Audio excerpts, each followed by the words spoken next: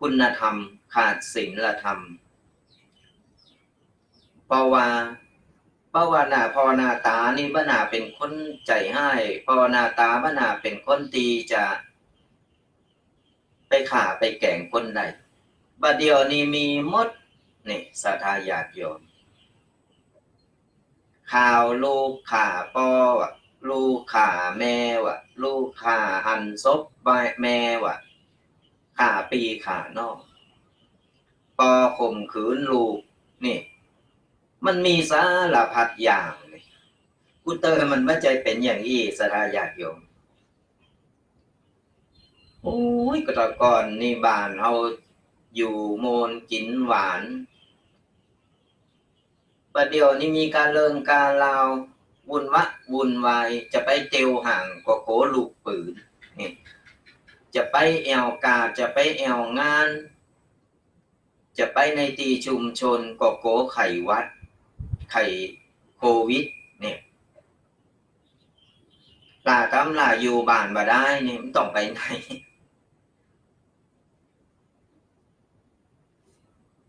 มันโอ้ยากสดายาติโยมไหมมันหลีกเลี่ยงยากแต่ว่าเราป้องกันอย่างที่ว่าก็คือป้องกันได้ก็ป้องกันไปแต่ยังงานที่เราหลีกเลี่ยงบ่ได้บ่ว่าจะเป็นงานเขาดำหรือจะเป็นงานบุญงานต่างๆเนี่ยเราหลีกเลี่ยงบ่ได้เราจำเป็นต้องไปเราก็ต้องใจผ่าแมสหรือผ่ามาปิดหูดังเอาเพื่อป้องกันไว้เอาเซฟโตเก่าเอาไว้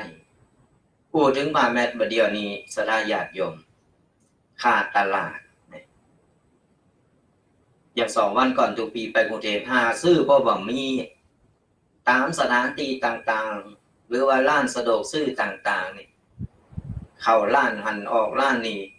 บ่มีขายนี่มีขายก็บางทีก็แปลงนี่ปดโตมันบ่มีตอนนั้นทุกปีเลยอดบ่ได้เลยไปซื้ออันเท่าใดก็สดาญาติโยม39 บาทแผ่นละ39 บาทแถวดอนเมืองตอนนั้นทุกปีไปมาโอ้ก่อนเอาไปซื้ออย่างนั้นมันก็บ่ไหวเหมือนกันนะเพิ่นแนะนำว่าเฮาสามารถแปลงเฮาสามารถทำได้สดาญาติโยมไผที่ยิบผ่าจางเนี่ยมีจักน้อยหรือจักใหญ่เนี่ยยิบแล้วก็แจกครอบครัวดีกว่านะเฮาไม่ต้องไปซื้อเฮาไม่ต้องไปเซ็งเอาไปซื้อเฮายังบ่ฮู้ว่าบางทีประเดี๋ยวนี้ข่าวออกมาเห็นแล้วว่าเอาของเก่าไปซักแล้วมารีดเอามาขายใหม่ก็มีประเดี๋ยวโดนจับไปแล้วนะฮะเนี่ยสารพัดอย่างนี่ทางที่ดีถ้าใครทำได้ทำไว้เลยทำแจกหือครอบครัวเฮาทำแจกหือเปิ้นบ้านเฮาทำแจกหือกับหรือว่าเอาไปถวายไว้หือตุพระเวลาเปิ้นออกไปต่างนอกต่างๆเปิ้นบ่สะดวกที่จะไปเตียวเสาะซื้อหาเหมือนคนบ้านธรรมดาเอาไปถวายไว้ก็วัดก็ดีเหมือนเฮาถวายยาไว้นั่นแหละสดาญาติโยมเปิ้นจะได้เอาไว้บางทีไปกิจนิมนต์ที่หันที่นี่เอาไปใจในที่จำเป็นนี่ก็ลองสำหรับคนที่ยิบผ่าอยู่บ่ได้เนี่ยใจเวลาวางเป็นประโยชน์ยิบผ่านี่เอาผ่าเศษน้อยๆนี่มายิบเสร็จก็เอาแจกเอาจ่ายกันไปมันต้องออกไปซื้อพอประเดี๋ยวมันตึงแปลงแล้วก็ตึงอันตรายเฮาบ่ฮู้ว่าของเก่าของใหม่เฮาก็บ่ฮู้ว่ามันจะป้องกันอะไรอย่างใดต่อใดทางที่ดีเฮาทำเองดีที่สุดก่อนไผยิบไผเย็บเพื่อแผ่มาก็เอามาตังมงน้อยไปก็ได้ ตังมงน้อยก็ต้องการใจอยู่นะมีตู้พระอยู่หลายรูปหลายตนอยู่เหมือนกันเวลาจะเนนจะไปห้องเฮนเจอโอ้ย พระอาจารย์มีผ้าไหมทุกเจ้าก็บอกฮู้จะไปเอาตีไหนทุกเจ้าก็ไม่ได้ออกไปจ่ายกาดเนาะ ใครมีก็เอามาแจกมาจ่ายเอามาถวายไว้กับวัดก็ว่าหรือวัดว่าตามที่ข้างๆบ้านข้างจองของเอาวัดของเอาก็ได้เนาะก็เป็นบุญเป็นกุศลเหมือนกันก่อนที่เราจะจะเอ่ยกันไปหลายๆอันหลายๆอย่างนี่ก็วันนี้ตุปีมีข่าวบุญข่าวกุศลขอเชิญลมบุญงานทำบุญพระราชทานเพลิงศพของพระเดชพระคุณพระโสพลกิติธาดาอดีตรองเจ้าคณะจังหวัดละปูนและอดีตเจ้าอาวาสวัดบั่นกองอายุ77ปีพรรษา57จะพระราชทานเพลิงในวันที่7ก็คือวันนี้สถานญาติโยมเดี๋ยวสักกรรมทุกปีจัดรายการเรียบร้อยเสร็จก็จะถึงทุกปีเคจะเกมเนอร์เกมโตที่จะไปโรงงานกับเปิ้นก่อนไผวางหรือว่าไผเป็นลูกศิษย์ลูกหาของเจ้าคุณบั่นกองหรือว่าพระเดชพระคุณพระโสพลกิติธาดาอดีตรองเจ้าคณะจังหวัดละปูนและอดีตเจ้าอาวาสวัดบั่นกองไปเป็นลูกศิษย์ลูกหาได้ยินข่าวนี้แล้วก็ขอน้อมเจริญพรกันได้เนอะไปโฮมกินโฮมตานโฮมบุญงานพระราชทานเพลิงศพในวันที่7คือวันนี้ตีเมนโชข่าวหรือว่าถาดกุดนี่ที่วัดบั่นกองอยู่ใกล้ๆวัดบั่นกองนะสถานญาติโยมเป็นมีตั้งแต่วันที่7วันที่1จนถึงวันที่7ก็คือวันนี้วันสุดท้ายวันนี้ก็จะประชุมเพลิงจะพระราชทานเพลิงกันแล้วในช่วงบ่ายๆยังตอนนี้ก็ยังตันกันเนอะสถานญาติโยมได้ยินข่าวนี้แล้วก็ขอน้อมเจริญพรกันไปโรมบุญโรมกินโรมทานกันเนาะเจ้าคุณบั่นกองเปิดห้องกันแบบติ๊กปากก็คือพระราชทานเพลิงศพเจ้าคุณบั่นกองวัดบั่นกองในวันนี้ช่วงบ่ายๆนี่ก็จะพระราชทานเพลิงแล้วก็ขอน้อมเจริญพรกันไปโรมกินโรมทานกันเนอะแล้วสำหรับงานโบสถ์ก็จะขอประชาสัมพันธ์กันไปแห่งกรรมสถานญาติโยมงานโบสถ์ตอนนี้อย่าที่ตุปีว่าไผมีลูกมีหลานหรือมีญาติที่เป็นลูกเป็นหลานใครเอามาโบสถ์เอาโบสถ์ที่ไหนที่บรรจัดโบสถ์ก็เอาไปฝากบนโบสถ์หรือคือเป็นโบสถ์ใดเนอะหรือว่าใครมาโบสถ์ตั้งแถวป่าสร้างนี่ก็มี2ตีนะสถานญาติโยมมีอยู่2ตีบรรจัดงานโบสถ์อันดับแรกก็คือตีวัดจ้างกั้มนี่ท่านของท่านพระมหาประสิทธิ์ที่วัดจ้างกั้มนี้เป็นเริ่มส่งโตในวันที่22แล้วเนอะ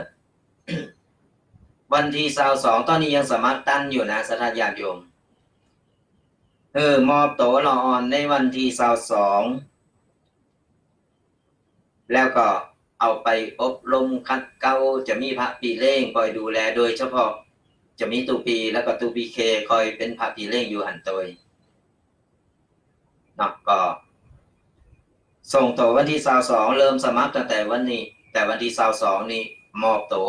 ละอ่อนกับเขาไปอยู่ในวัดแล้วจากนั้นก็จะฝึกฝน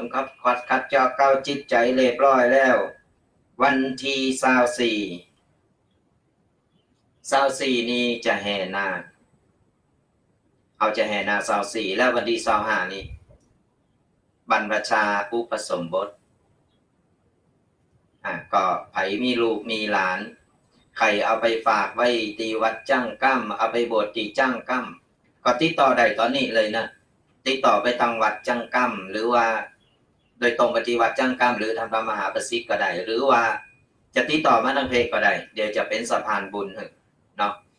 ติดต่อมาทางตูปีแดงตูปีเคก็ได้ จะส่งโตในวันที่22เนอะสถาญาติโยม22แล้วก็วันที่24แห่นาคนี่เพื่อจะแห่ลูกปุ้นจากบ้านกล่องมาถึงจังกั้มนี่แห่มาโตยหนตางนี่ขี่รถรางนั่งรถรางมาตามหนตางแล้ววันที่25นี่ก็บรรพชาอุปสมบทก็ขอน้อมเจริญพรเนอะสถานญาติโยมใครไปโฮมกินโฮมทานก็ได้ใครไปเป็นเจ้าภาพน้ำปานะหรือใครเป็นเจ้าภาพผ่าไตอย่างใดอย่างหนึ่งก็แจ้งความจำนงกันไปได้เนอะและแฮมตีหนึ่งก็คือตีอันนี้เป็นโบสถ์ลูกแก้วโบสถ์ลูกแก้วเป็นประเพณีสืบทอดกันมาตลอดเป็นอันซินของเมืองละปูนเหมือนกันตีวัดพระพุทธบาทตากผ้าจังหวัดละปูนของเรามีการแห่ลูกแก้วหรือว่าโบสถ์ลูกแก้วกันนี่ไปมีลูกมีหลานใครเอาลูกเอาหลานของเฮาไปโบสถ์อยู่ที่วัดพระพุทธบาทตากผ้าจังหวัดละปูนก็สมัครได้ตั้งแต่นี้เป็นต้นไปตั้งแต่วันนี้หลายวันมาแล้วล่ะสนาญาติโยมตั้งแต่เสาร์ที่แล้วที่ทุกปีได้ประกาศไปแล้วก็ตอนนี้ยังสมัครตั้นอยู่นะแล้วก็จะมีการแห่ลูกแก้วในวันที่29แห่ลูกแก้ววันที่29แล้วไปบรรพชาในวันที่30มีนาคมนี่สิ้นเดือนนี่นะสถานญาติโยม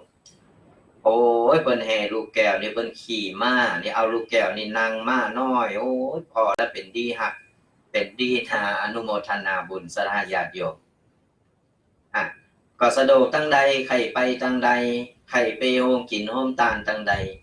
หรือว่ามีจุดประสงค์ที่อยากเป็นเจ้าภาพน้ำปันนะเจ้าภาพภัตตาหารเจ้าภาพผ่าไตรนี่ไปแจ้งความจำนงกันได้มีเล็กมีน้อยเฮาก็ทำบุญไปทำเล็กทำน้อยตามตีจิตศรัทธาของเฮาตามกำลังจิตศรัทธาของเฮาได้บ่จำกัดนะสระญาติโยมหรือว่าใครไปพอไปแอวไปรวมบุญรวมกินรวมทานก็ขอน้อมเจริญพรกันได้ตึง2ตีนะอยู่ใกล้ๆกันนะสระญาติโยมตึงตีวัดจ้างกั้มแล้วก็วัดพระพุทธบาทตากผ้าจังหวัดลำพูนนี่โทเนี่ยกั้มหนึ่งวัดจ้างกั้มนี้จะเริ่มแห่ตั้งแต่วันที่24และโบสถ์วันที่25มีนาคมส่วนวัดพระบาทตากผ้านี่จะแห่ลูกแก้ววันที่29และก็ไปบรรพชาในวันที่30มีนาคมสะดวกวันใดใครไปทางใบหรือจะไปถึง2งานก็ได้ครับเป็นเจ้าภาพถึง2งานก็ได้ก็ขอน้อมเจริญพรกันไปแจ้งความจำนงกันได้ที่สถานที่เลยเนาะก็ก่อนวัสดุอย่างได้ใครฮู้เบอร์โทรอย่างได้ก็ติดต่อมาทางรายการของเราเดียวทุกปีจะคือเบอร์โทรโดยตรงติดต่อแจ้งความจำนงกันโดยตรงต่างวัดถึง2วัดเลย ก็เดี๋ยวทุกปีจะเปิดสายกษณะญาติโยมเข้ามาสอบถามรายละเอียดก่อนว่าเข้าใจอย่างใดในงานบุญต่างๆจะได้บัตกบุญก็เกมปากกาเนอะเกมปากกาดินสอสมุดเอาไว้แล้วก็เดี๋ยวทุกปีจะบอกเบอร์แล้วก็โทรมามามาตักมาตายฟังแล้วโอ้ยคือกำลังใจกันหรือฟังแล้วว่าชัดฟังแล้วเป็นอย่างไรก็มามามาตักมาตายสอบถามกันได้เนอะตีเบอร์โทร0826112245ก็น้อมเจริญพรกันได้เนอะโทรมามามาตักมาตายกันได้ตอนนี้ก็โทรมากันได้เนอะเพราะว่าเปิดสายไม้ไว้เรียบร้อยมาตักมาตายมากำลังใจกันฟังแล้วเป็นอย่างไรฟังแล้ว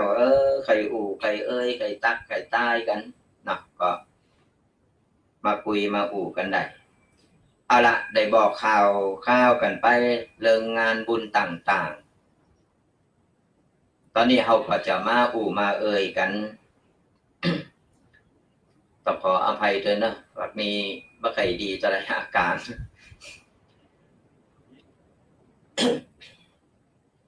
ก็ยังว่านะรักษาสุขภาพกันหน่อยเนาะ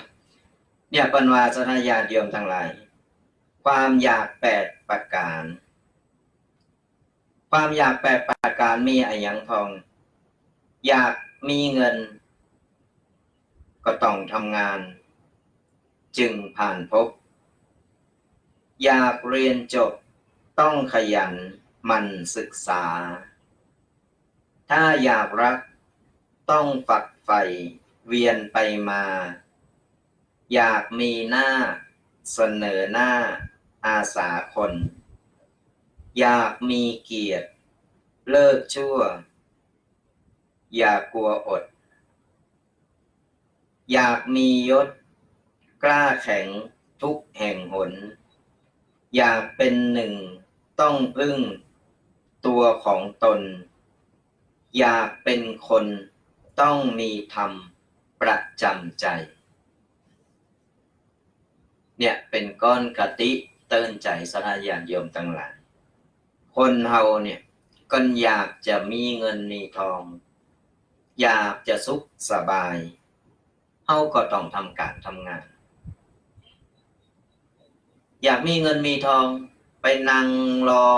นับวันรอโจกรอลาบรอสิ่งต่างๆคือมันลอยมาหานี่มันเป็นไปบ่ได้มันบ่มีแน่นอนสถานญาติโยมมันเหมือนมันจะมีลาบมาถูกยังเอาไปรอหวยรวยเบอร์นี่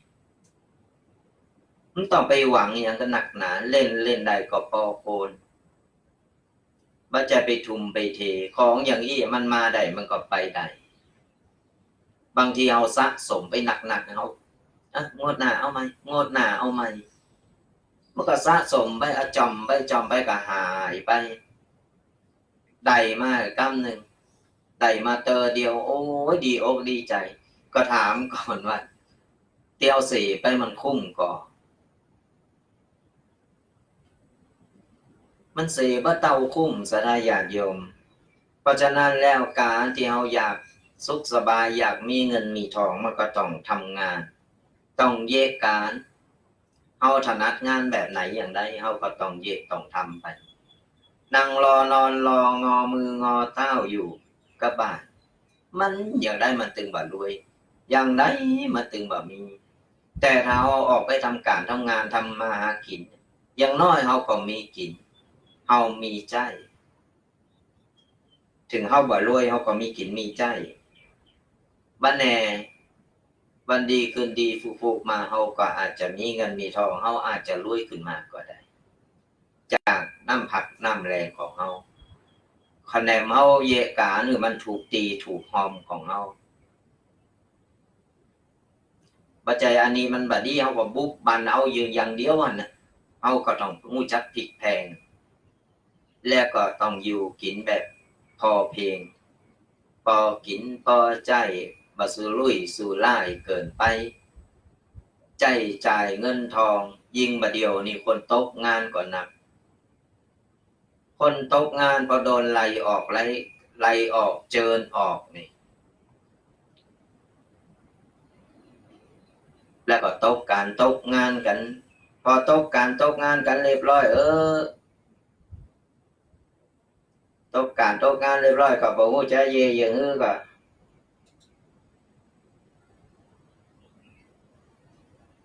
ไปทำมิจฉาชีพทำต่างๆนานาภัยก็เข้าโตเพราะฉะนั้นแล้วก่อนเฮาอยากมีเงินมีทองเฮาก็ต้องขยันทำมาหากินอันอย่างที่เฮาเย่ได้เฮาเย่ไปอันอย่างทำได้ทำไปก็มันเป็นเงินเป็นทองนี่สถาญาติโยมคะแนนเฮาทำเนี่ยเฮาก็ได้เงินได้ทองนะ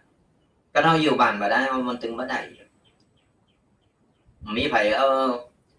เงินเอาตังค์ไปจ่ายเนอะมันจะมีก็ หรือว่ารอนับวันนับคืนหรือสตางค์มันลงมาอีกมันก็เป็นไปบ่ได้เพราะฉะนั้นแล้วต้องขยันทำมาหากินถ้าเราอยากมีเงินมีทองส่วนนักเรียนที่อยากเรียนจบอยากเรียนจบต้องขยันหมั่นศึกษาอันนี้ก็เหมือนกันใครจบแต่เนอะแต่ขี้ข้านเฮนเล่นกับเกมพอกับเกมพอกาไลน์เล่นกาไลน์กาเกมกับเฟซบุ๊กต่างๆพอหนังพอการ์ตูนต่างๆมันบ่มีประโยชน์อะไรอย่างมันอาจจะเราใจเวลาวางใดใจแบ่งเวลาเป็นเวลา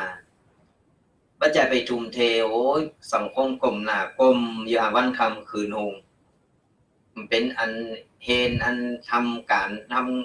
รบ้านอย่างต่างๆครูหือการบ้านมากก็บ่สนใจมาถึงปุ๊บเข้าห้องปุ๊บปุ่นวันคำบุญลาตำลาผมกินข้าวกินน้ำเริ่มจะเห็นจบได้มันต้องใจตั้งใจเห็นมันศึกษาเปิดหือการบ้านมาเลิกมาปุ๊บเขาก็ต้องมาทำการทำงานเอามาช่วยทำการทำงานช่วยพ่อช่วยแม่เรียบร้อยปุ๊บแบบทำการบ้า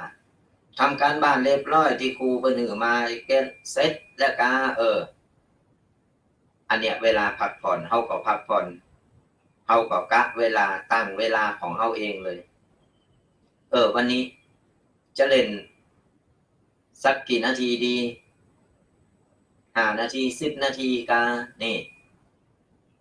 เอาฝึกเอาทำไว้อย่างอี้เรื่อยๆเนี่ยมันจะเป็นระเบียบคนห้องว่าจัดระเบียบในตัวของเขาเอง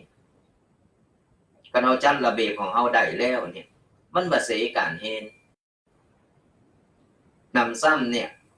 การที่เขาไปผ่อนคลายโทรศัพท์หรือว่ามือถือของเขานี่เขาหรือว่าโน้ตบุ๊กต่างๆเขาสามารถค้นคว้าหาความรู้ได้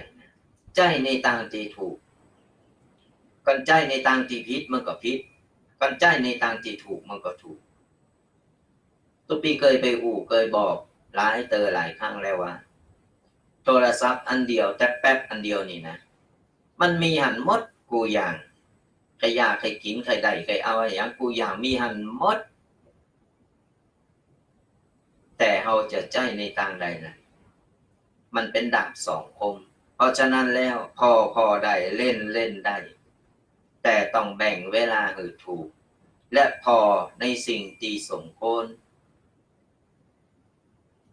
พอในสิ่งที่เอาบ่ฮู้เฮาใครฮู้อย่างเรื่องการศึกษาหรือว่าเรื่องต่างๆมันจะสามารถบริหารสมองของเฮาได้เฮาจะได้ตันโลกแต่บ่ใจไปเล่นกับเกมอันนั้นนี่ก็เล่นเซตกับไอ้เซตกันมาตำราเล่นไปเล่นมาเราอ่อนไปเสเนอเสโตกันไปไปทำพิษต่างๆนานาที่เป็นข่าวกันนี่แหละก็ฝากกันเอาไว้สดาญาติโยมถ้าอยากมีรักต้องฝักใฝ่เวียนไปมาอันนี้ก็ว่าต้องสาธยายอย่างหนักหนุ่มสาวเวลาหักกันแล้วว่าต้องพูดถึงเจ้าแรงถึงตีเอาใจปีหักไปนี่งั้นพออยู่ไปอยู่มาพอแต่งงานกันแล้วเรียบร้อยเนี่ยเมื่อนานมาต่างคนต่างอยู่ต่างคนต่างไปมันเป็นธรรมชาติอันนี้ก็ต้องไปวิจารณ์อย่างน่ะพอทุกปีก็ยังบ่เคยอยากมีหน้าเสนอหน้าอาสาคนอยากมีหน้าเขาเสนอหน้าอาสาคนนะอยากมีหน้าในทางที่นี้ก็คือเอาอยากมีจื่อมีเสียงอยากจะมีคนฮู้จักเขาก็ต้องไปเป็นจิตอาสาก็คือเพิ่นมีงานอย่างงานวัดงานวาหรืองานต่างๆเป็นงานส่วนรวมเขาก็สามารถที่จะไปอาสาไปช่วยหรือไปทำกุสิ่งกุอย่างที่หัน การได้ช่วยเหลือสังคมการได้ช่วยเหลือมวลชนต่างๆที่เปิ้นต้องการคนเอาไปเป็นจิตอาสาอันนี้เฮาก็มีชื่อมีเสียงในด้านดีมีชื่อมีเสียงที่คนเปิ้นสรรเสริญเยินยอเปิ้นฮู้จักมักใฝ่แต่บางทีไปเสนอหน้าในทางที่ผิดเสนอหน้าในทางที่บ่ถูกอันนี้เปิ้นเมื่อว่าเปิ้นบ่ฮ้องว่าเปิ้นบ่สรรเสริญเยินยอเปิ้นฮ้องว่าคนเผือกเป็นจะได้คนเผือกเป็นจะได้คนเพิกก็ชอบไปเพิกเรื่องเจ้าบ้านเพิกเรื่องนั้นเรื่องนี้กันตุปีอาจจะอู่ว่าชัดเนาะว่าคนเผือกก็เข้าใจกันแล้วเนาะอันนี้ก็บดีเนาะสนาญาติโยมการไปสอดหู้สอดหันเรื่องเจ้าบ้านเจ้าจองไปเสนอหน้ากันต่างๆนานาหมดเนี่ยอันนี้เพิ่นฮ้องในเพิ่นว่าเสนอหน้าในทางที่บ่ดีในทางที่บ่ถูกบ่โคนบ่ฮู้กาลเทศะอย่างน้อยก็แม่นหน้าไปนะอย่างน้อยก็แม่นหน้าไปอย่างเดียวนี่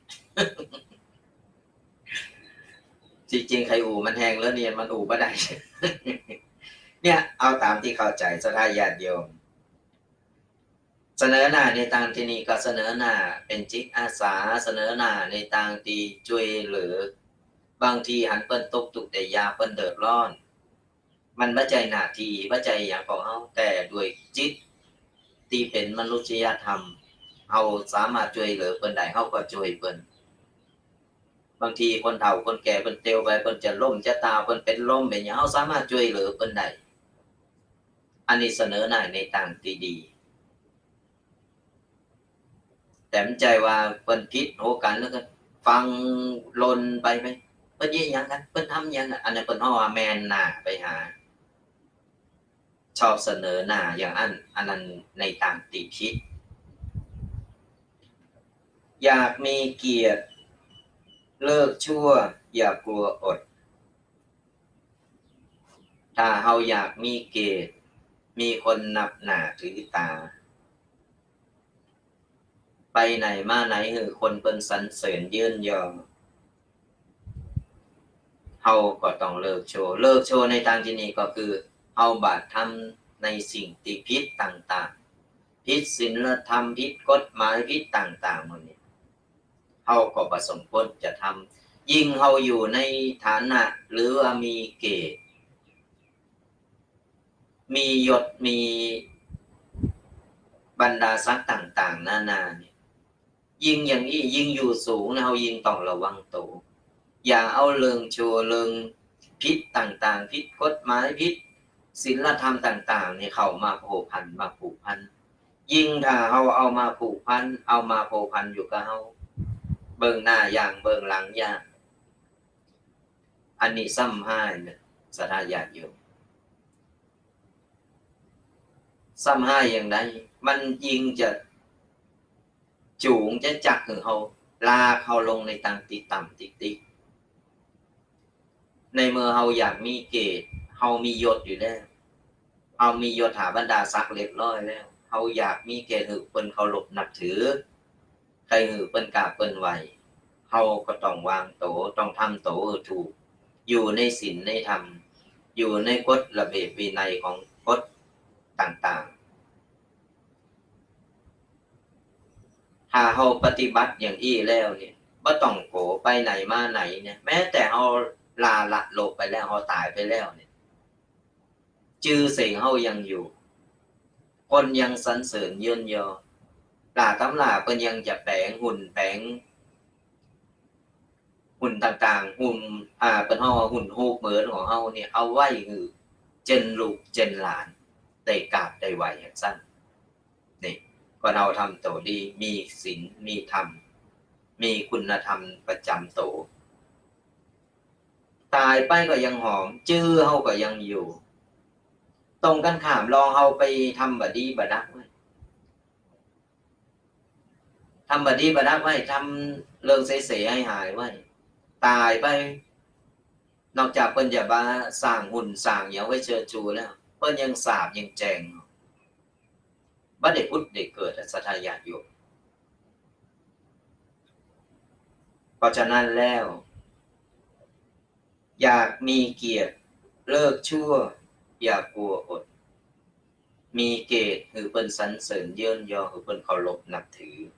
ตายไปเพิ่นก็ยังเคารพนับถือเฮาอยากมียศกล้าแข็งทุกแห่งหนอย่างที่ว่านั่นแหละ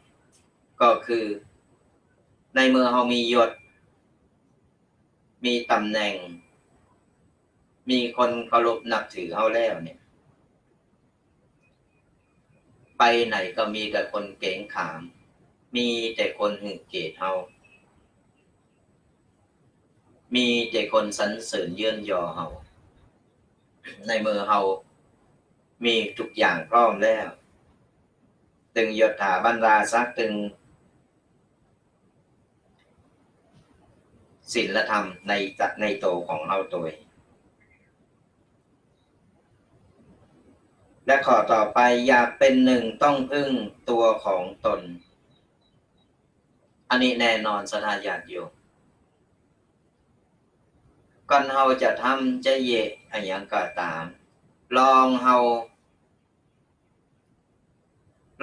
เนี่ยได้ทำแล้วเฮาใจแรงกายใจความคิดของเฮาใจโตของเฮาเอาตามที่เฮาถนัดปัจจัยไปห่อมกโตยเพิ่นอะไรอย่างก็เพิ่นฮ้องว่าคนเฒ่ากับเก่าเพิ่นว่าเอาหูดังคนอื่นมาหายใจเฮาก็บ่มีวันเกิดเฮาก็บ่มีวันตีจากได้ไปก้าวหน้าไปเพราะฉะนั้นในมือเฮาร่างกายเฮาพร้อมโตของเฮาชีวิตของเฮาต้องยืนโดยลำแข้งของเฮาเอาใจลมหายใจของเฮาอัตตาหิอัตโนนาโถตนแลเป็นที่พึ่งแห่งตนเฮาต้องเปิงปาอาศัยโตของเฮาก่อนเฮาบ่ไหวแต่เฮาค่อยไปอาศัยคนอื่นหรือเพิ่นมาช่วยอันดับแรกเฮาต้องเปิงปาอาศัยโตของเฮาก่อนมันบ่ไหวแต่เฮาก็ต้องไปขอความช่วยเหลือเฮาบ่ลองช่วยเหลือตัวเก่าไว้ก่อนแล้วเฮาไปเหยียบไปทำหยังมันก็บ่มีวันเจริญเพราะว่าเฮาต้องโตให้เพิ่นไปตลอดเฮาต้องเป็นโตของโตเฮาตัวเพราะว่าจะทำมาหยังเฮาต้องเพราะกูอย่างในธรรมชาติเพิ่นสร้างมาศรัทธาญาติโยมธรรมชาติสร้างมานี่เพิ่นก็มาพร้อมเหมือนกันหมดนี่เพิ่นก็มีเหมือนเฮาก็มีเหมือนเพิ่นกูอย่างแล้วยังเฮาต้องไปเอาหูดังเพิ่นมาหายใจเฮาต้องช่วยเหลือตัวของเฮาให้รอดก่อนมันบ่ไหวแต่ก็ค่อยไปปรึกษาหรือขอความช่วยเหลือจากคนอื่นเพิ่นข้อสุดท้ายอยากเป็นคนต้องมีธรรมประจำใจตามที่ทุกปีได้เกริ่นไว้แต่ต้นรายการว่าตึงวันในคนเฮาคุณธรรมศีลธรรมต่างๆเนี่ยมันได้ขาดหายไปสมัยบัดเดียวนี้แทบจะบ่มีคนรู้จักการปฏิบัติการทำอย่างในวัดในวาต่างๆเพราะว่าบ่ใครเข้าวัดบ่เคยเข้าวัดรู้จักว่าวัดแต่บ่รู้ว่าเข้ามาแล้วต้องปฏิบัติต้องทำอะไรอย่างไรบ่เคยเข้ามาวัดจิตวัดใจมาวัดจิตวัดใจของตัวเองว่าเป็นอย่างไรบัดเดี๋ยวนี้จิตใจเป็นอย่างไรมุ่งกะโอ้มีเวลาไปทำงานมีเวลาต้องไปหันไปนี่ต้องทำหันทำนี่แต่เฮาเวลาน่ะ24ชั่วโมงเท่ากันศรัทธาญาติโยม ผู้คนมีเวลาเตากันหมด24 ชั่วโมงแต่24 ชั่วโมงแต่ละคนเนี่ยจะแบ่งอย่างไรล่ะเขาแบ่งถูกก่อนที่เขาบอกว่าไม่มีเวลาเพราะว่าเขาแบ่งเวลาบัจจางเวลามันเตากันหมดเวลาเตงก็เตงเตากันกินข้าวกับเวลาเดียวกันแต่เขาแบ่งเวลาบ่ถูกเขาต้องจัดสรรจัดระเบียบของโตของเขาเองว่าเวลานี้จะทำนี่เวลานี้ทำนั่นนี่แบ่งเวลาไปตามหน้าที่การงานของเขาก็เขาแบ่งเวลาถูกเวลาของเขาจะเหลือหนักแต่เขาจัดระเบียบเวลาของเขามันบ่ถูกมันก็เลยว่ามันใครมีเวลาเมาก็ทำมาหากินอันนี้มันก็ถูกแต่เขาแบ่งเวลามาถูกไปจัดสรรกันลองแบ่งพอเนอะสถาญาติโยมลองแบ่งพอแล้วเราจะรู้ว่าเวลานี่มันมีกาไปปล่อยเวลาหรือมันลงเลยไปวันโดยเปล่าประโยชน์โดยบ่มีประโยชน์เนี่ยวันคืนมันลงไปแต่ถึงวันเนี่ยเอาแบ่งเวลาทำอะไรอย่างพอต้องใจเวลาแบ่งเวลาให้มันถูกต้องธรรมชาติเป็นแบ่งเวลามาหือเตากันหมดเท่าเทียมกันหมดบ่ว่าเจ้าคุณมุ่นนายบ่ว่าจะเป็นคนแบบไหนอย่างใด24 ชั่วโมงเตากันหมดอย่างทุกปีก็จัดรายการก็เหมือนกันจัดรายการเวลานี้เนี่ยจัดรายการปุ๊บแหมกล้ามหนึ่งคือตื่นมาปุ๊บเขาต้องวางแผนวันนี้มีงานอย่างของเขาจะไปแห่งก่อนไปที่นี่ก่อนไปเยี่ยอย่างทำอย่างเราจะมีเวลาเหลือเท่าใดกล้าขายเหมือนกันสนะอยากโยม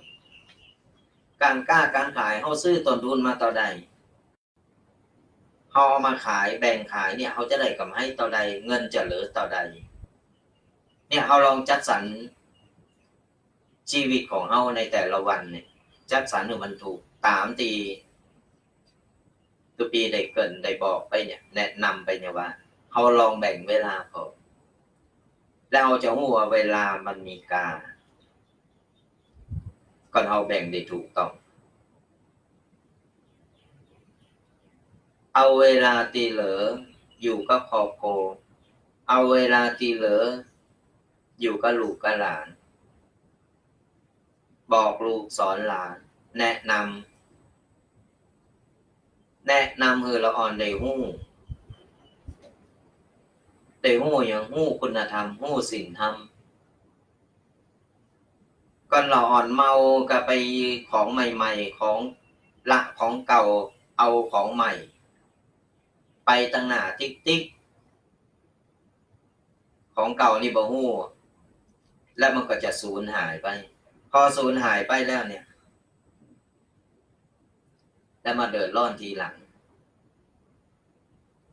อย่างที่เป็นข่าวที่เขาเดี๋ยวฮู้ได้หันนี่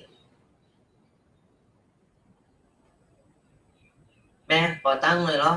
พ่อขอตั้งเลยเหรออุ้ยขอตั้งเลยเหรอบ่มี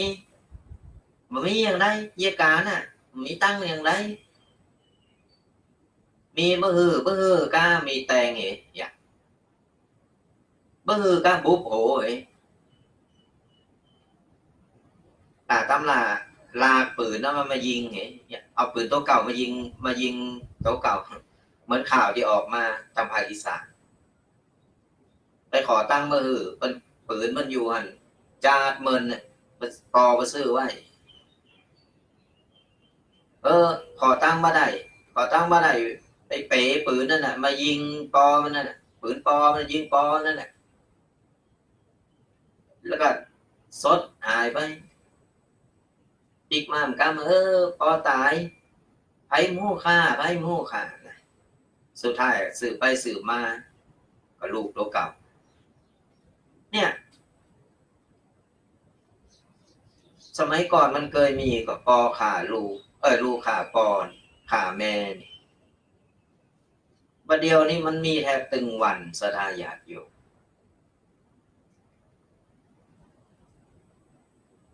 เพราะว่าเราอ่อนมันมีสื่อมีอย่างต่างๆว่าว่าแต่เราอ่อนสมัยบัดเดียวเนี่ยสื่อต่างๆเนี่ยมันเข้ามามันทำให้จิตใจของคนเนี่ยมัน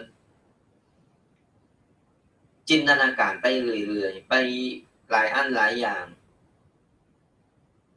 เลยลืมข้อศีลธรรมต่างๆตีเจนปู่ย่าตายายเปิ้นได้เอามามามาได้เอามานับถือกันมาสืบทอดกันมาสังเกตง่ายๆตึงวันนี่สดาญาติโยมสมัยก่อนนี่ขยมนี่เต็มวัดเต็มว่าเวลาปิดเทอมหรือว่าวันธรรมดาลูกใหญ่มาหน่อยไล่เข้าวัดนะไปอยู่วัดไปขยมวัดปุ่นตีกล้องมองนำหน้าตุเจ้าพันเนนไปนี้ประเดี๋ยวพอหันก็เราอ่อนไว้รุ่นเราอ่อนประเดี๋ยวนี้ปุ่นปิดเทอมไงครับรถบู๊ดไปละไปละกายวัดชิวไปละแบบเคยเข้าวัดเข้าว่าจะเข้าก็เหมือนกันจะเข้าวัดเหมือนกันนะเข้าตอนเปิ้นมีลำวงมีงานบุตรนี่เข้ามาเฮ้ยตีกันหน้าวัดเนี่ย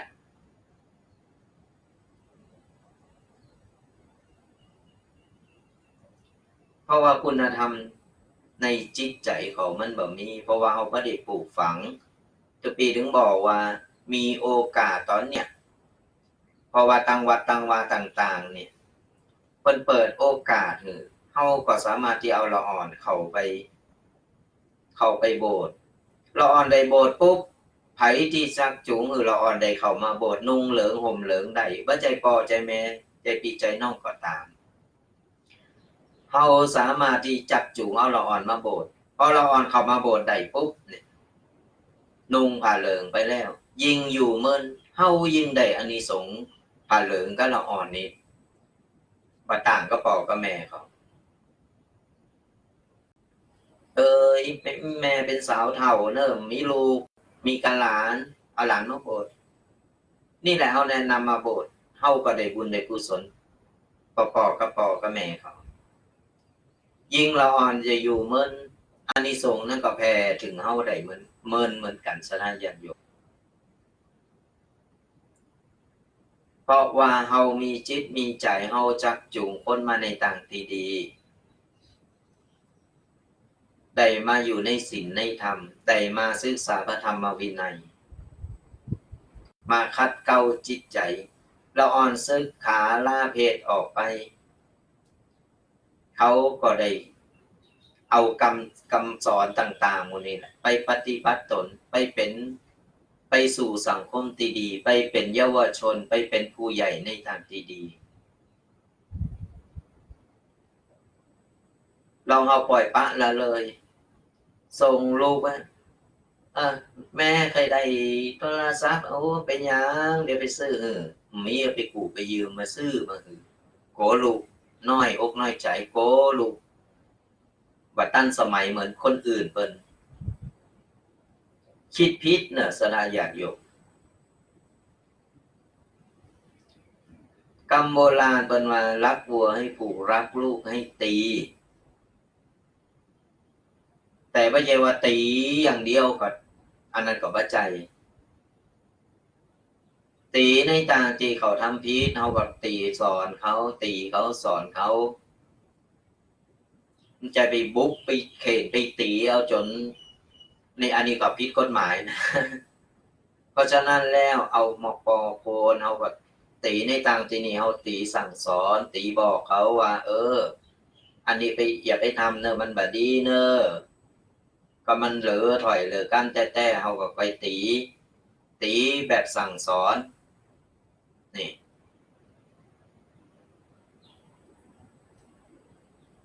ลองเอามาเหยียบบัดทำเฮาแบบปลูกฝังตอนนี้ก่อนรุ่นของเฮาเนี่ยได้ละโลกไปละโลกไปแล้วปุ๊บทีนี้ล่ะละอ่อนจะอยู่จะเป็นอย่างไรบางทีเฮายังบัดตั้นตายเจอละอ่อนไปสั่งเริงบัดนี้บนักสั่งเริงต่างๆหาตุกเข้ามาหาที่บ้านไผเดือดร้อนไผตุกอกตุกใจไผจะเป็นคนแก่กันนี้บ่พ้นพ่อกับแม่กับปีกับน้องที่ต้องมาคอยแก้ปัญหาลูกไปสร้างความเดือดร้อนเข้ามาปุ๊บโอ้ยมานั่งตุกอกตุกใจนั่งทรมานโอ้ยเป็นกรรมเป็นเวรอะยังอย่ามาอีล่ำเหลอมันไม่ใจกรรมใจเวรอย่างสถานญาติโยมก็เพราะว่าเฮาบ่สั่งบ่สอนเฮาโตยใจเราอ่อนมาตั้งแต่น้อยเฮาเล่งลูกบ่ถูกก่อนเฮาปู่ทางเล่งลูกในทางที่ถูกที่โคนเราอ่อนมันก็โตมาใหญ่มากมันก็เป็นคนอย่างตีเป็นตึงวันมีหลายคนสถานญาติโยมโทรมาหาทุกปีโทรมานอกไมค์หลังไมค์เนี่ยโทรมาแล้วมาปรึกษาเรื่องต่างๆนานาตีทุกปีเดี๋ยวเอามาอู่มาเล่านี่วันหนึ่งมีก็โทรมาปุ๊บทุกปีเอ้ยเจ้าเป็นอย่างอันเจ้าเป็นอย่างอี้ตุกอย่างตุกอย่างอี้หลายอันหลายอย่างปัญหาต่างๆทุกปีก็คอยแนะนำคอยบอกคอยกล่าวไปว่าคือปัญหากูอย่างนิสนาญาณโยม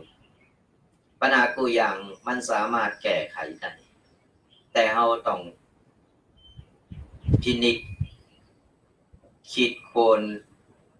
ตั้งสติจะไปใจห้อนจะไปผุนผันหันแลนแบบโอ้ยเป็นนั่นเป็นนี่โอ้ยใจกับอารมณ์ตัดสินโดยใจอารมณ์มาตัดสินเนี่ย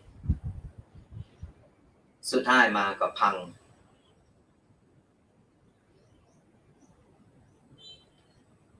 ไปแล้วเดือดร้อนกัน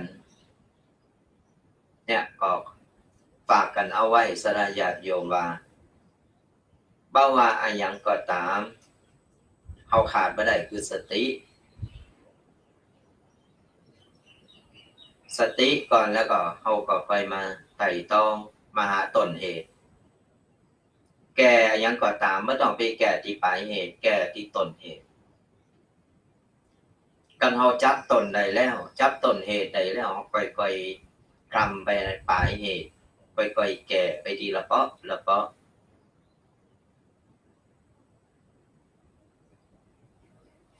ก็ขอฝากกันเอาไว้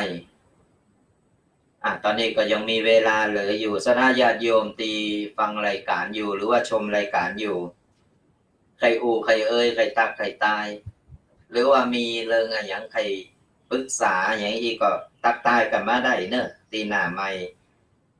0826112245ฟังอยู่ตั้งใดฟังอยู่ที่ไหนฟังชัดก็อากาศห้อนก็อากาศเป็นอย่างไรหรือว่าลมฝนมากลมฝนที่เป็นพัดเอาอันไข้โควิดอย่างนั้นมาเลยครับก็มาอู่มาเอ่ยมาตักตายเราสู่กันฟังได้ยังมีเวลาเหลืออยู่ระหว่างที่เหลืออยู่ทุกปีก็จะอู่เอ่ยไปเรื่อยๆก็ย้ำกันแห่งกรรมเนอะสถานญาติโยมว่าวันนี้นะจะมีการพระราชทานเพลิงศพของพระเดชพระคุณพระโสพลกิติธาดาหรือห้องกันง่ายๆว่าเจ้าคุณวัดบันกองอดีตรองเจ้าคณะอำเภอจังหวัดลำพูนอดีตเจ้าอาวาสวัดบันกองอายุ77ปีพรรษา57จ่ายพระราชทานเพลิงในวันนี้ วันที่7ก็คือวันนี้ถ้าไผอยู่ไกลอยู่หิมหรือว่ากำลังจะเดินทางมาก็มายังตันอยู่เนอะบ่ายๆพุ่นน่ะเพิ่นจะพระราชทานเพลิงตีเมนโชว์ข่าวเป็นห้องว่าถาดกุดตีไอวัดบันกองถ้าไผวางหรือว่าใครไปโฮมกินโฮมตานโฮมบุญก็ขอน้อมเจริญพรกันได้ที่วัดบันกองวันนี้เนอะพระราชทานเพลิงศพเจ้าคุณวัดบันกองเดี๋ยวจะจบรายการเรียบร้อยปุ๊บทุกปีเขาก็ต้องเดินทางไปโรงงานกันโรงงานที่หันเรียบร้อยปุ๊บก็มีแอมตีนี่ก็คือที่วัดบันปางก็ต้องไปโรงงานเหมือนกันเพราะฉะนั้นแล้วก็ถ้าไผสะดวกก็ขอน้อมเจริญพรกันได้เนอะส่วนที่งานโบสถ์ต่างๆที่2งานที่ได้ประชาสัมพันธ์กันไปสะดวกทั้งใดสะดวกวันใดใครไปโรมเป็นเจ้าภาพหรือว่าใครเอาลูกเอาหลานไปโบสถ์ไปเห็นหู้ไปคัดเก้าจิตใจก็ติดต่อกันได้เนอะติดต่อมาตีโดยตรงเลยที่วัดจ้างกั้มก็ได้ที่วัดจ้างกั้มนี้จะส่งโตละอ่อนหรือละอ่อนเข้าอบรมเข้าไปนอนวัดปู่ง่ายๆเนาะเข้าไปนอนวัดเนี่ยในวันที่ไปมอบโตในวันที่22เนอะ22แล้วจะโบสถ์วันที่24แห่นาคนี่วันที่24โบสถ์วันที่25ถ้าใครรวมบุญใครไปเป็นเจ้านำเจ้าภาพน้ำปานะหรือเจ้าภาพต่างๆก็ขอน้อมเจริญพรกันได้ที่วัดจ้างกั้มเปิ้นจะเริ่มแห่นาควันที่24โบสถ์วันที่25โซนวัดพระพุทธบาทตากผ้าจังหวัดลำพูนของเฮามีการแห่ลูกแก้ววันที่29แห่ลูกแก้ววันที่29และก็บรรพชาในวันที่30มีนาคมนี้ไปสะดวกวันใดใครไปโรมบุญใครไปห้อมกินน้อมตาลก็แจ้งความจำนงไปหรือว่าน้อมเจริญพรไปกันได้ตึง2วัด2ว่าอยู่ใกล้ๆหิมๆกันนั่นเฮาจะได้บัดตกบุญต่างๆเฮาสั่งสมสะสมเอาไว้เนอะศรัทธาญาติโยม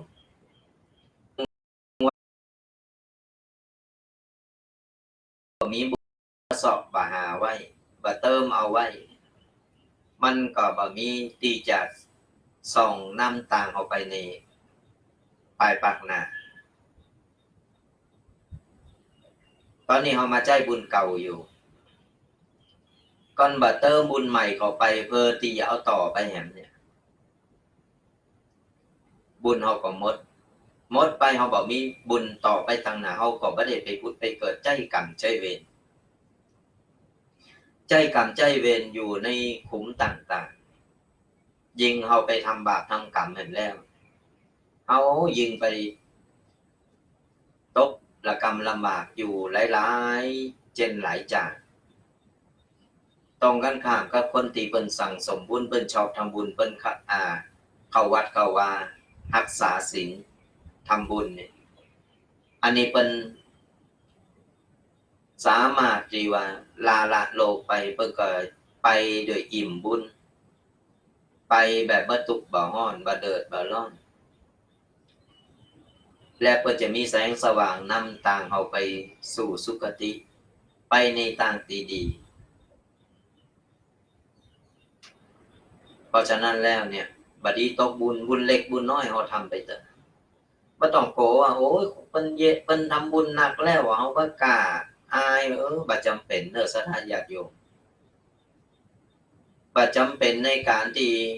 จะไปโตยเพิ่นมีหนักเพิ่นทำหนักก็เรื่องของเพิ่นเฮาก็อนุโมทนาบุญกับเพิ่นมีหน่อยเฮาทำหน่อยตามจิตศรัทธาตามแห่งศรัทธาของเฮาก็ได้บุญได้กุศลบ่ต่างกันเหมือนน้ำมันหยดลงมาใส่ในโอ่งเฮานี่ในโอ่งบ้านเฮา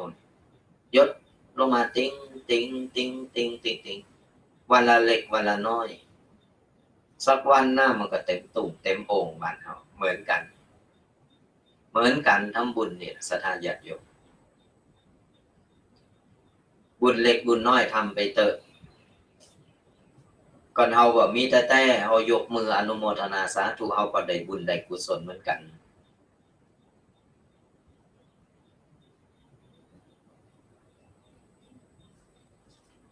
ก็ไผมาอู่มากับตักตายกันมาได้นะยังมีเวลาเหลืออยู่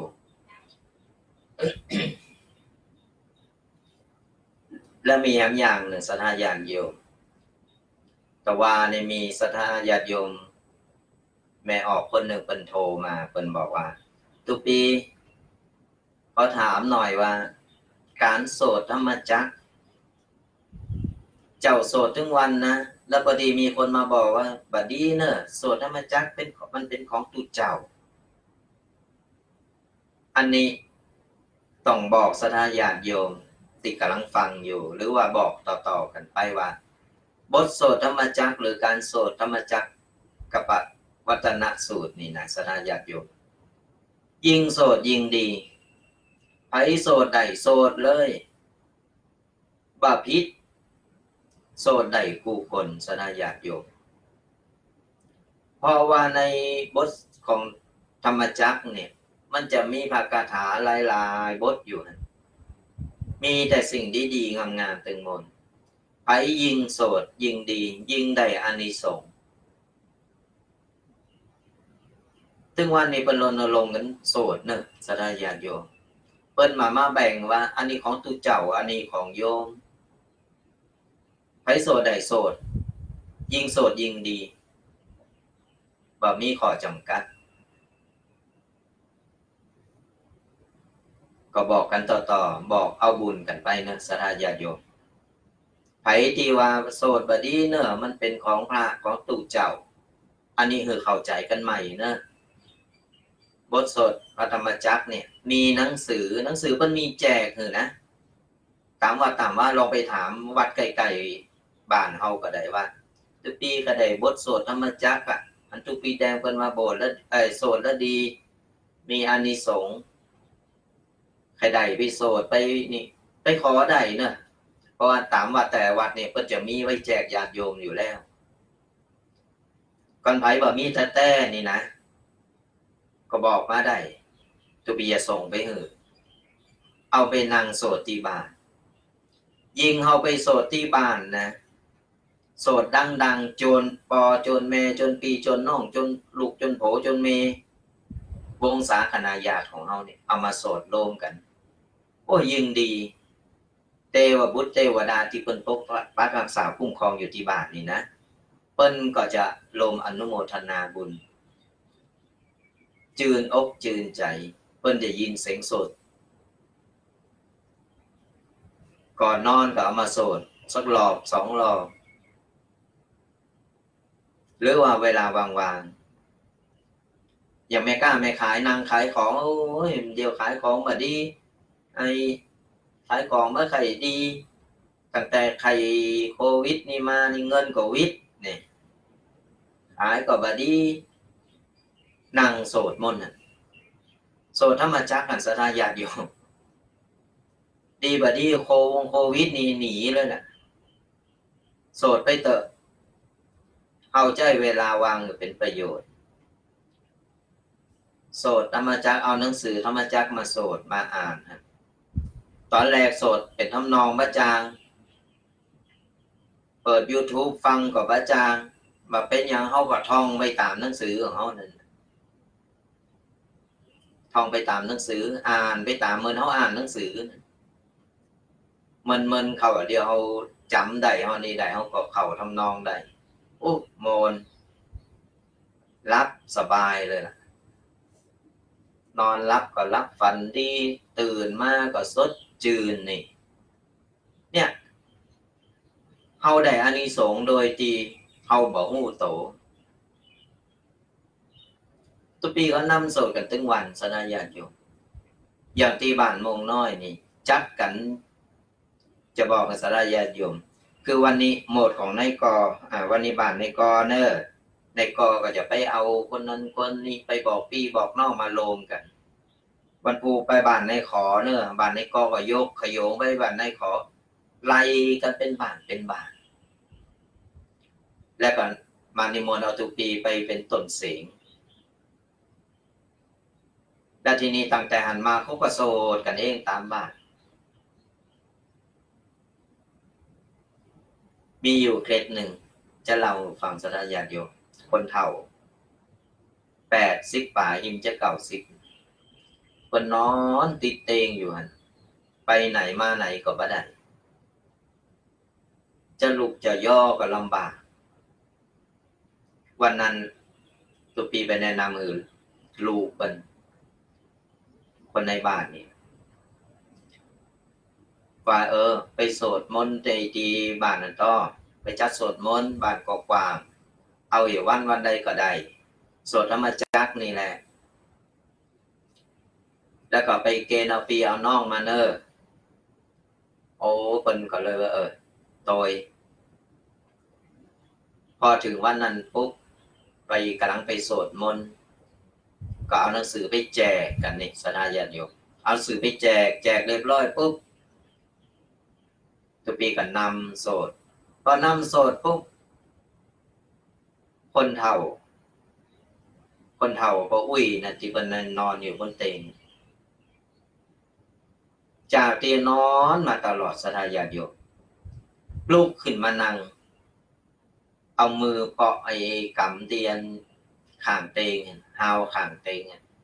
ลุกขึ้นมานั่งยกมือไหวนี่ยกมือไหวแล้วก็นั่งอันเนี้ยจนโสดจบโอ้ยพอเริ่มลูกเป็นน้ำตาไหลเลยสถาญาติโยมเนี่ยคือการตีไปโสดตีบ้านตีตุปีแนะนำว่าเอาไปโสดตีบ้านใดก็ดีเพราะว่าคนตีบ้านเนี่ยตีเปิ้นมาวัดมาวาบ่ได้เปิ้นก็จะได้มีอานิสงส์จะได้มีการมีส่วนโลมในการโสดและเอกละอ่อนบ่เข้าวัดเมากะเล่นลองเอาไปจัดโสดเฮาไปโบสถ์เฮาจัดโสดตีบ้านหั่นเอาละอ่อนมาจอยมาโตยแนะนำมือละอ่อนคือมันโจรมันโสดเนี่ยมันก็ซึมซับเข้าไปเหมือนก้าจับจูงละอ่อนเนี่ยคือสนใจและต่อไปเนี่ยจากที่บ้านมันเข้าไปเรียบร้อยแล้วมันสนใจแล้วโจรมาโสดที่วัดนี่กุศโลบายในการที่จะเอาละอ่อนเข้ามาในวัดเนี่ยมันมาใจอยากสดาญาติโยมได้อานิสงส์ถึงขึ้นตึงลองทำลองแนะนำลองทำกันพอนะสดาญาติโยมการที่เราจะหือเราอ่อนเข้าวัดเข้าวาบ่ใจว่าไปแอววัดไปฟังธรรมอย่าร้อนมาถึงหมาอยากได้มันถึงหมาร้อนเพียงแต่ว่าไปแอววัดบ่หรือว่าเฮากุศโลบายต่างๆที่เฮาได้เฮ็ดลองทำพอลองแนะนำกันพอเนอะขอฝากกันสถาญาติโยมกันเอาไว้ว่า การตีตุปีได้ได้กล่าวได้บอกแนะนำไปเนี่ยหลายอันหลายอย่างเนี่ยก็สถาญาติโยมลองเอาไปใจลองไปพินิจพิจารณาพอหรือว่ามีข้อข้องใจใครใครใครตักใครใต้ใครถามเนี่ยก็โทรมาหลังไม้ก็ได้เนาะก็โทรมาปรึกษาโทรมามากันได้ตุปีถึง2 ลูก 2 ตนก็จะได้ไปค้นคว้าไปเสาะไปหาไปถามผู้ที่เพิ่นฮู้ที่เพิ่นมีภูมิรู้ภูมิธรรมเนี่ยเฮาก็จะได้มาแกะมามามาเล่าสู่สถาญาติโยมฟังกันก็ขอฝากกันเอาไว้อาราธนาญาติโยมตอนนี้ก็เหลือเวลาให้บ่กี่นาทีก็สุดท้ายนี้ตุปีก็ขอประชาสัมพันธ์กันรอบหนึ่งเกี่ยวกับงานบุญต่างๆสถาญาติโยมตีวางจากภารกิจการงานแล้วก็ ก็จะไม่ลืมเนอะวันนี้หลังจากจบรายการแล้วทุกปีถึง2รูป2ตนก็จะได้ไปโรงงานตีงานพระราชทานเพลิงศพของพระเดชพระคุณพระโสพลกิติธาดาหรือว่าเจ้าคุณวัดบันกองอดีตเจ้าคณะอดีตรองเจ้าคณะจังหวัดลำพูนและอดีตเจ้าอาวาสวัดบันกองอายุ77ปีพรรษา57จะมีการพระราชทานเพลิงศพในวันนี้วันที่7ในช่วงบ่ายๆนี้ก่อนภัยวางเว้นจะภารกิจการงานแล้วหรือว่าอยากใครไปร่วมบุญอยู่ไกลอยู่หิมอยู่ไกลไกลอย่างใดก็ขอน้อมเจริญพรกันได้เนอะวันนี้วันที่7จะมีการพระราชทานเพลิงศพกันที่เมนโชว์ข่าวหรือเปิดห้องกันง่ายๆว่าธาตุกุดวัดบันกองอยู่ไกลๆก็วัดบันกองศรัทธาญาติโยมอยู่ไกลๆก็หันก่อนเข้าไปที่หันนี่ประเดี๋ยวนี่คนอดก็อยู่หันเต็มมืดฟ้าโมดินก็อยู่หัน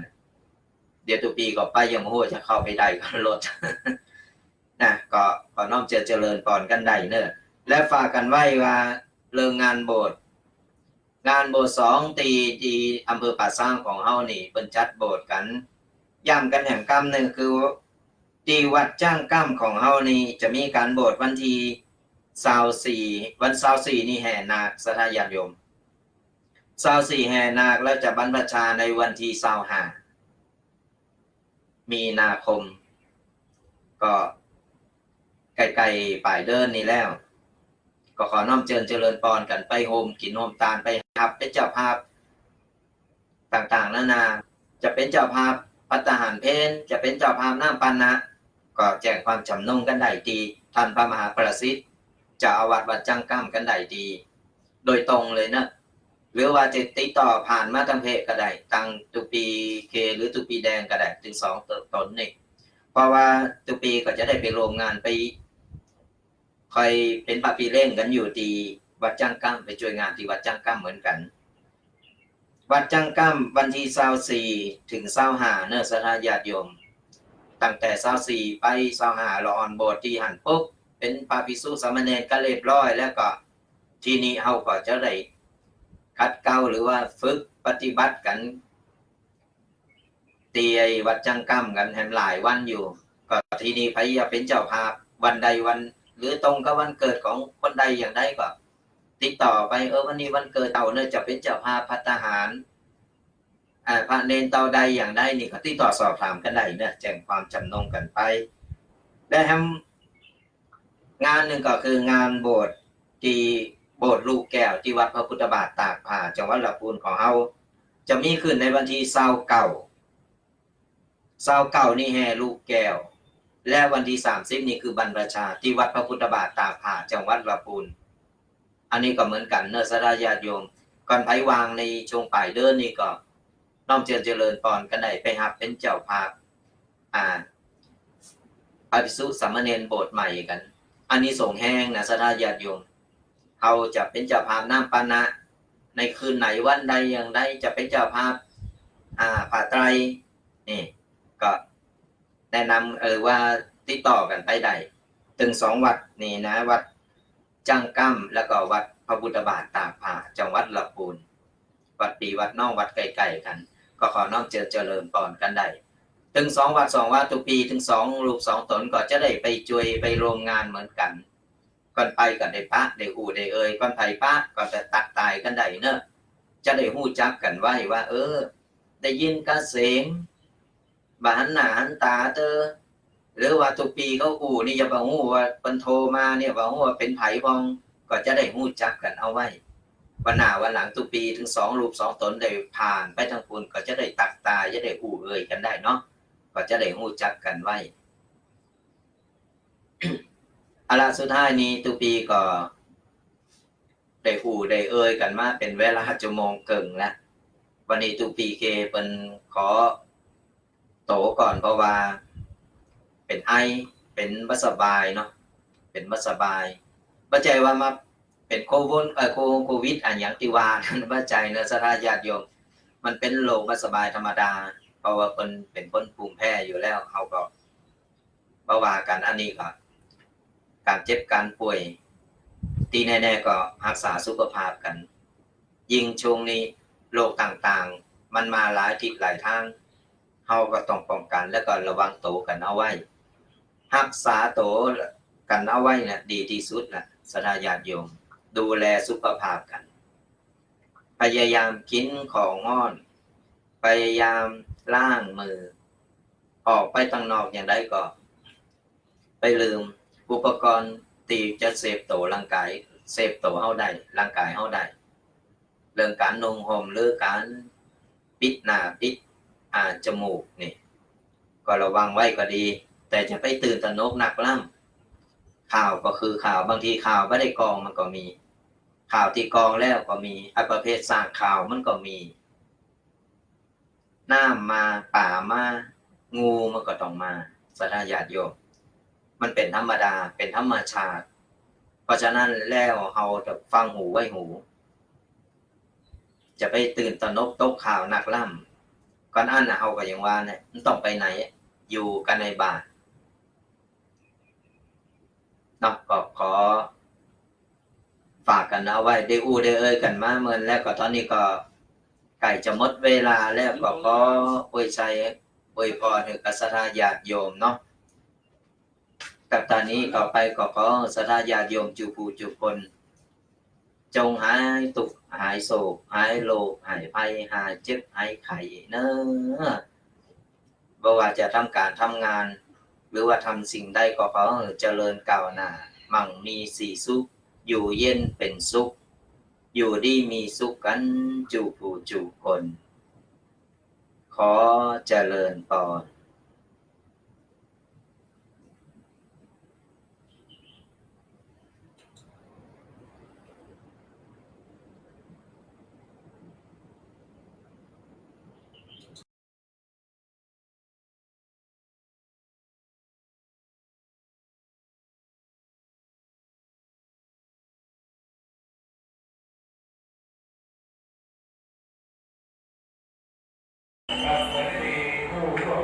กายเกิดกราบหินนา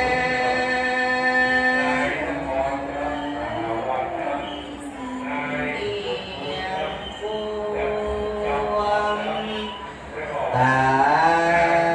ยเป็น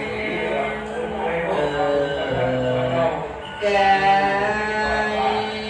มา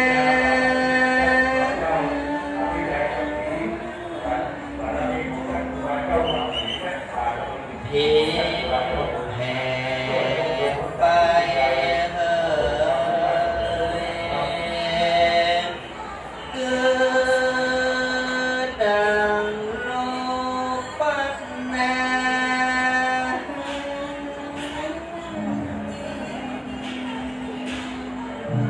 หอบแล้วอุตตาแค่อาหารวันตังเมศิลาสาธรรมะธัมเมพันเตสาธุสาธุกัสสะ